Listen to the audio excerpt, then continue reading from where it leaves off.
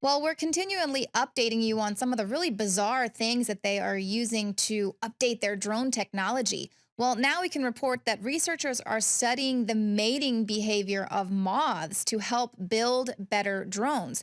Now, this new research is using computer simulations showing the mating behavior of these insects that it has implications for airborne robots. These drones are going to fly the sky searching for signature odors. Male moths are able to locate the females by searching out their pheromones, and often they fly hundreds of miles to do so. So, this is fantastic news. Now we know that drones are going to be searching out their victims via their smell. But that is not all that they are using moths to do a little research. Now they're trying to find ways to trick moths into sexual confusion in order to prolong the life of clothing and other fine articles. Now, this is they kind of come up with this research in order to protect the fur and feathers from some of the most prized exhibits at the National History Museum. They've had a really bad moth infestation there in London. And so now they're using a new technique called Pheromone Destruction System, basically making male moths attracted to other male moths. This is going to stop the whole mating process, stop them from mating and producing any eggs and larva. So once again, using this gender bending technology in order to stop the mating process, the natural mating process taking place. Once again, in studio, Alex Jones. Thank you, Leanne. It was 6 years ago that I began to really hammer on the fact that estrogen mimickers in plastic liners of microwavable foods, juice boxes, you name it, are confusing the sexuality of male children and changing their development. And when I covered those reports, I showed BBC News articles about plans to spray Iraqis with chemicals that would make them gay during warfare, so all they would want to do was have sex with each other. I showed mainline articles about how the sex of fish and amphibians was being confused by runoff chemicals here in the United States and across the world. I showed the scientific facts. And mainly Democratic Party controlled media came out in the news and said that I was a homophobe liar and had basically made all this up. Well, look what's in the London Telegraph today. How sexually confusing moths could save your clothes from holes.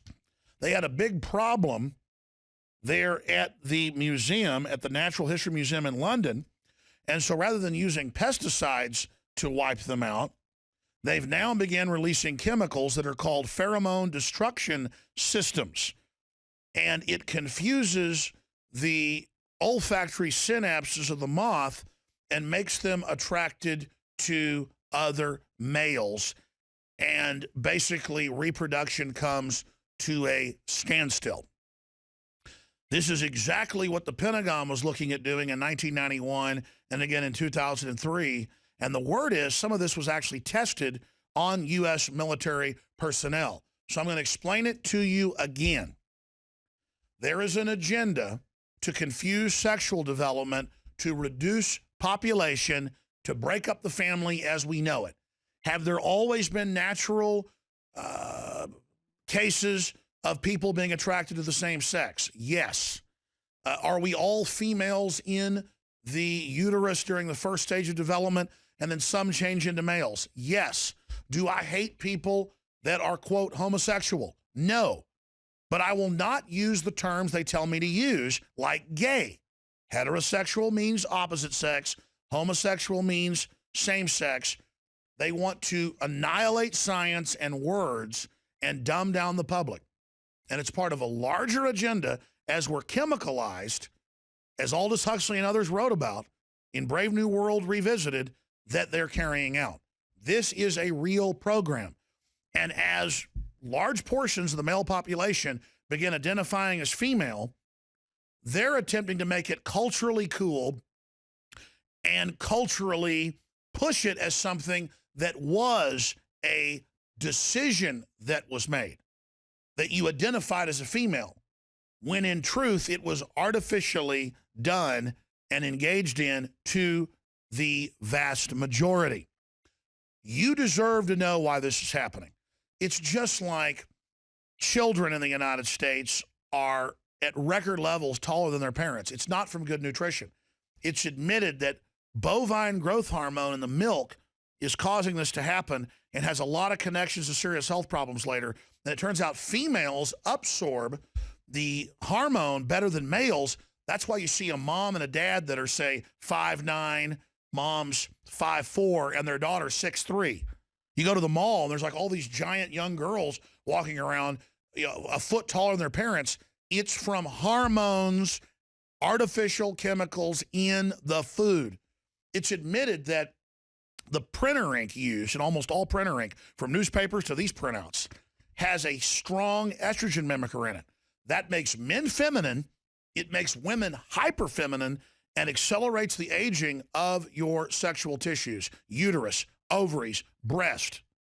So yeah, you go into puberty when you're 5 years old now, many girls do. Some as young as 3. The old average was 14, now it's 10. That's not natural. You're hyper-aging. This is by design. Go read the article for yourself. How sexually confusing moths could save your clothes from holes. We're not angry that the moths are gay. We're not obsessed with sex. We're showing you how artificially, just like I pointed out, the frogs are becoming gay from the chemicals. It's not that we're against gay frogs. It's that it was artificially done. And I've used the allegory of the last man on earth that was then turned into the Omega Man, where Charlton Heston is trying to explain to the vampires who were turned into vampires from a virus that, hey, I have the cure. He's a virologist. They don't want the cure. They kill him. I mean, before I came in here tonight to shoot this report and to be on the news, Rob Dew made the point that, oh, it's just the birds and it's just the fish and it's just the moths, it's just the frogs. Sure, they're having their sexuality changed, in some cases on purpose, but don't worry about humans. But wait a minute. It's what humans are peeing into the sewage that runs off into the lakes and ponds that's changing their sexuality. I mean, come on, people. We just want you to know this is going on. I'll assure you, I'm not obsessing over who you're dating tonight or what's happening in your bedroom. I don't care. What you need to know is these chemicals have a very adverse effect on your health as well, not just your sexual persuasion.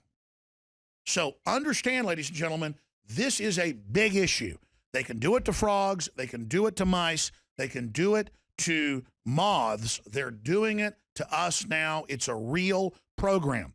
In my film, Endgame 1.5, we go over the university documents in the 60s where they laid out this plan. John P. Holdren, the current White House science czar, wrote an 1,100-page book admitting they're putting things in the water and food to change our behavior, our sexuality, our IQs. We're under attack.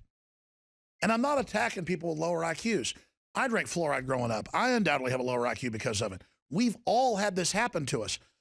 If our IQs have been lowered, we don't get mad at somebody warning us about it and say, how dare you be mad at my low IQ? We make sure we don't get more of the chemical and that the children of those people don't get more of it. This is a loving exercise we're engaged in. And the social engineers don't want you to be aware of what's happened. I once had a top globalist off record, in closing, tell me, I ran into him on a first-class flight to New York, that, Alex, you think people will adapt and overcome in a good way. We know they'll adapt by submitting to our agenda. And that's just it. I admire the fact that you were hit with chemical weapons at a young age and that you overcame it and have made something out of it and have your own life. Okay? And if you're a woman that likes women or a man that likes men, whatever. Maybe it happened naturally. It's always happened in a small instance. It's exploding and taking over now, and they're covering it up like it's a social movement and cool when it's deliberate. So you deserve to know about this program. That's what's happening. All right, I'll cover it more on the radio tomorrow, 11 a.m. to 2 p.m., but let's go back to InfoWars Nightly News and Leanne McAdoo. That is a true mind boggler. Now, stick around. Joining me in studio, Rob Dew and Josh Owens to recap Bilderberg 2015.